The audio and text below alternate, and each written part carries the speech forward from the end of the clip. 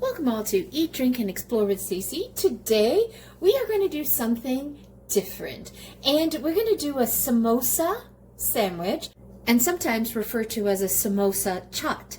And it is a combination of Indian samosas, the filling, and we're taking the filling and we're making some gorgeous sliders with it, and on a brioche bun. So we're not going to go through and put it into the pastry, the triangle pastry, fry them.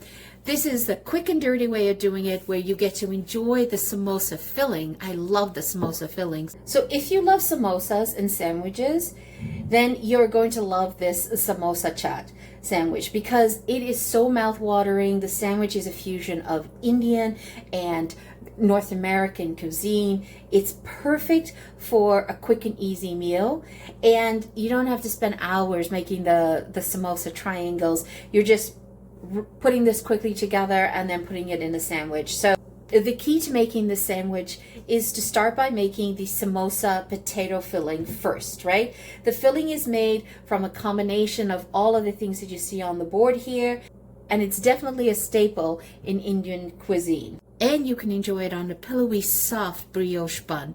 So let me take you through what I have on the board. Really, really easy to do. You're going to need a pound of meat. You can make this plant-based, by the way. You can replace the beef that I have here with plant-based. And you need a pound. I would go with the lean, if you can go lean or extra lean as opposed to medium. And this one's lean that I have here. You're going to need 1 onion diced.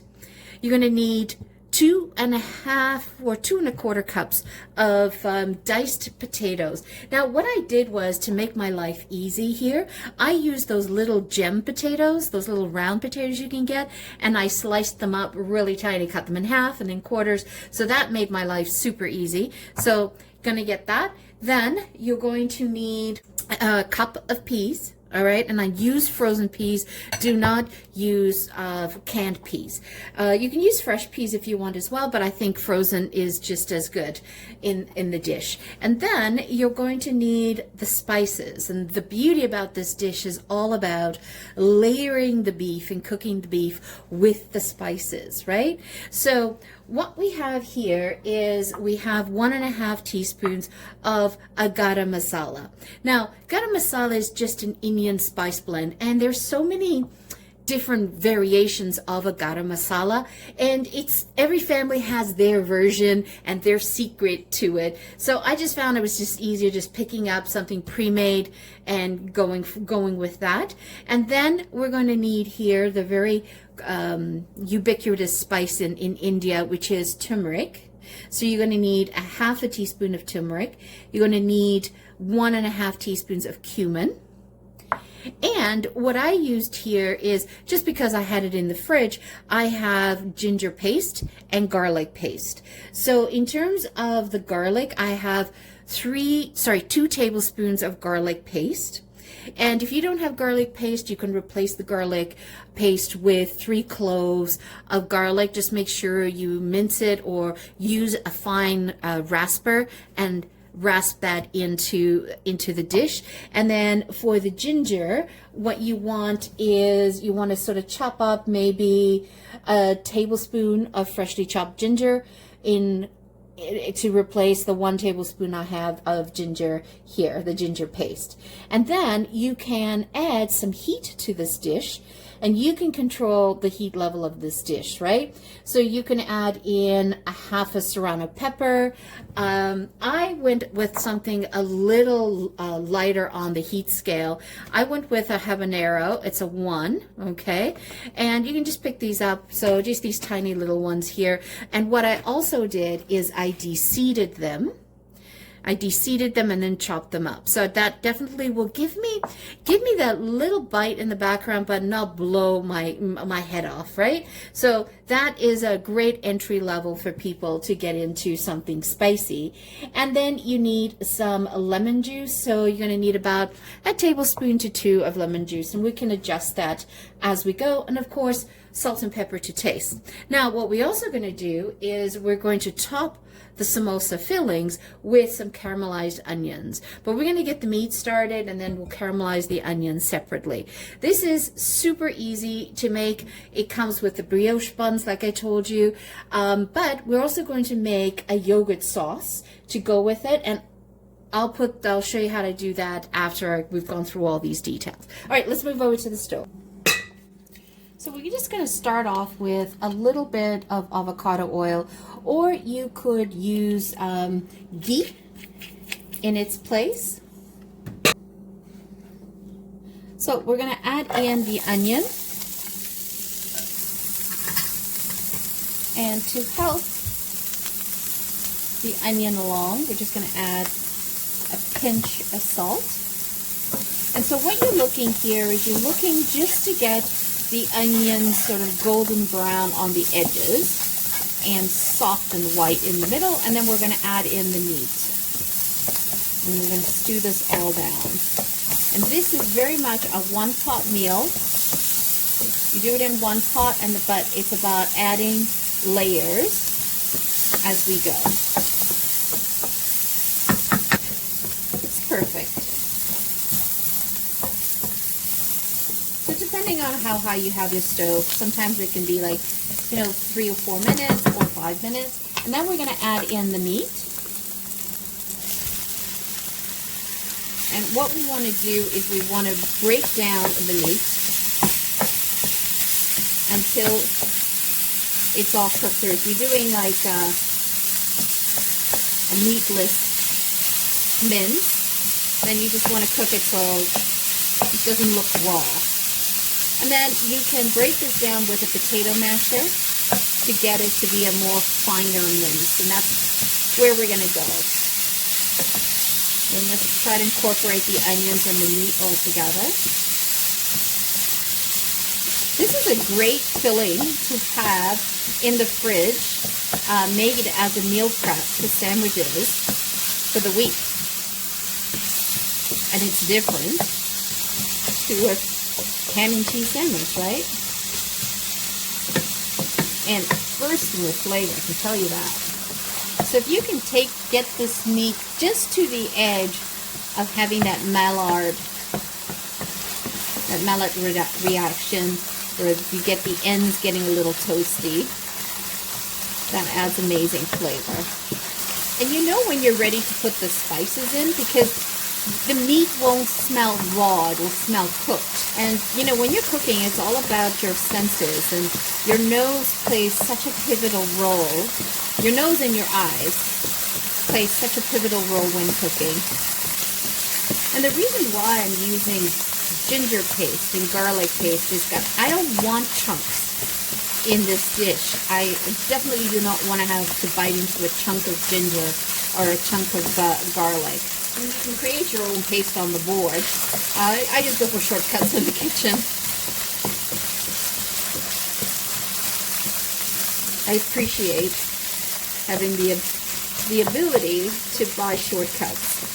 It saves tons of time. One of the things I didn't mention is part of this dish is to add a pinch of cayenne pepper in it, but I'm out of cayenne pepper, so I'm substituting with crushed red pepper flakes. And it is important to brown the meat with the onion, because what this is doing is building flavor to the meat as well, right?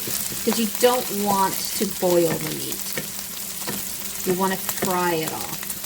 And also, when you're doing meat this way, you don't want to dry the meat up either, right? You don't want to overcook it so that it's dry. So now you can see why I suggested lean or extra lean, right? In terms of beef. So now you simply just add in your spices. So that's the turmeric and the cumin. We're adding the garam masala. 1.5 teaspoons of that. And before I add in the garlic and the ginger, I'm going to stir this together just so that I can incorporate all of those seasonings into the meat. Oh, it's starting to look fabulous. Look at that. Turmeric adds such amazing color to dishes. and it's good for you. It's an anti-inflammatory. So now, let's add in the garlic.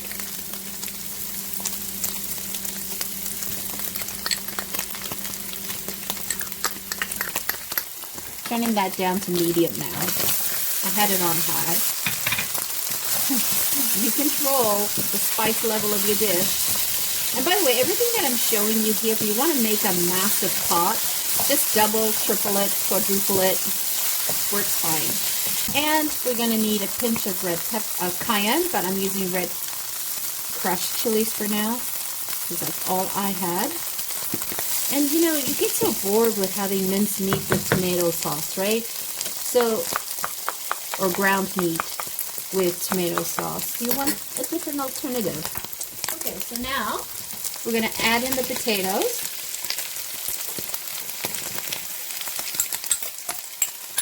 And we're going to put 1 cup of water.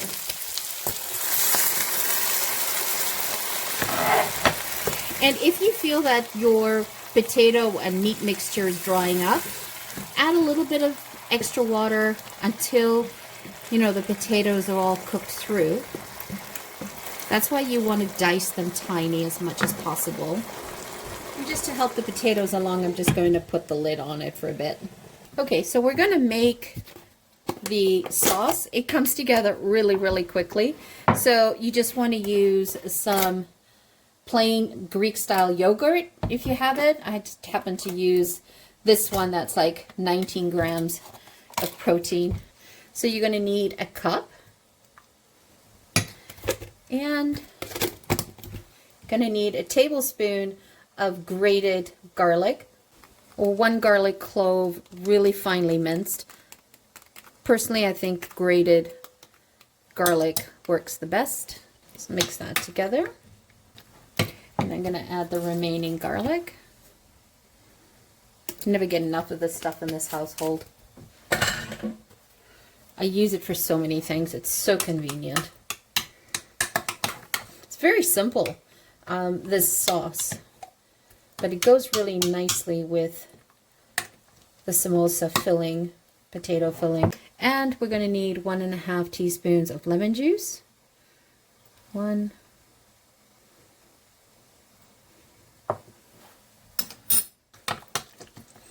This will help if you've got a really hot dish.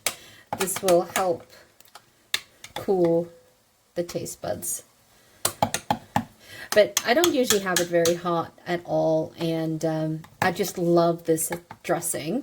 And whatever's left over goes really well with other stuff that you make. It's a great dip for veggies as well. Okay, we're good to there. Now I'm just going to go test the potatoes, see how they're doing. So let's test the potatoes. So definitely fork tender. Yes, they're perfect. So now you just want to sort of pour in your peas, and the heat will defrost them. You don't want to overcook the peas, right? You want a bit of a bite. Okay, so now let's caramelize some onions.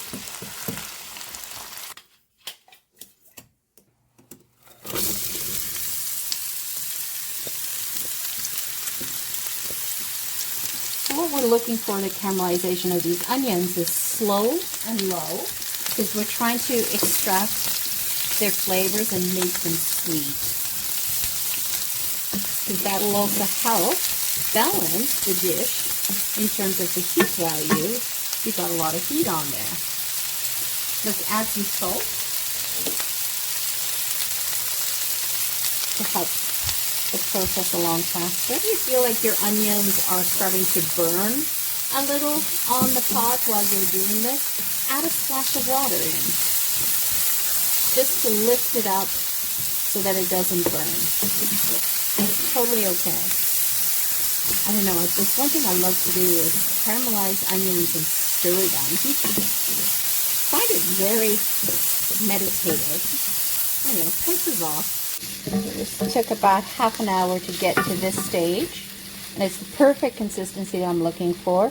So that's how much 3 onions ends up after caramelizing. So we're good. And I was deglazing a little bit as we went along with splashes of water so that the onions didn't stick to the pot. Let's move over and start building the sandwich. So you can see how this dish has come out. Oh, so flavorful. I mean, I could have cut the potatoes even smaller. I could have actually cut those potatoes in half.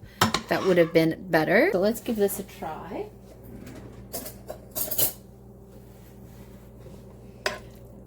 We'll take the perfect bite. Wow, that was lovely.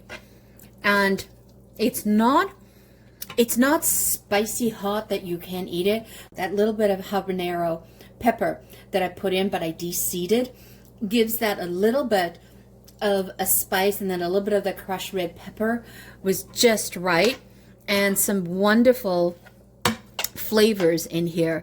Absolutely exotic flavors. Well worth making. I highly recommend this. So remember when I said to you that this was a cross between Indian samosa and North American, right? Well, I like to serve this with some traditional creamy coleslaw and then a brioche bun. And then you simply just spoon, and then you just take some caramelized onions. And then you can dress it with some cilantro leaves on top or some flat leaf parsley. And dress the top bun, because that'll add the coolness to your bite. So there you have it, guys, a wonderful samosa sandwich known as a samosa chaat sandwich, and it is East meets West. You have the beautiful samosa potato filling in the middle on a soft pillowy brioche bun, and you've got the traditional North American creamy coleslaw on the side. So if you are craving something different, something unique, you can definitely whip this up fairly quickly, and it's another way of utilizing ground meat, and it is excellent in any way that you try it. And you notice that we put a little bit of the dressing on the top there, because that is going to cool your mouth if it's too hot when you're biting into it. Hope you guys enjoyed it. It's different, it's unique. Thank you so much for joining me, and if you're new to the channel, welcome. If you're a returning champion, thank you so much for your love. If you've not yet subscribed or hit that like button, please do so now. Help us grow the channel. I've noticed a lot of you guys are watching but not hitting the subscribe button or the like button. If you could do at least one, hit the subscribe button. We're trying to grow this channel so we can provide more of these wonderful recipes to you guys as well. Once again, thank you so much for joining me for this beautiful blend of East meets West. Have a fabulous day. Ciao for now. Don't forget to hit subscribe.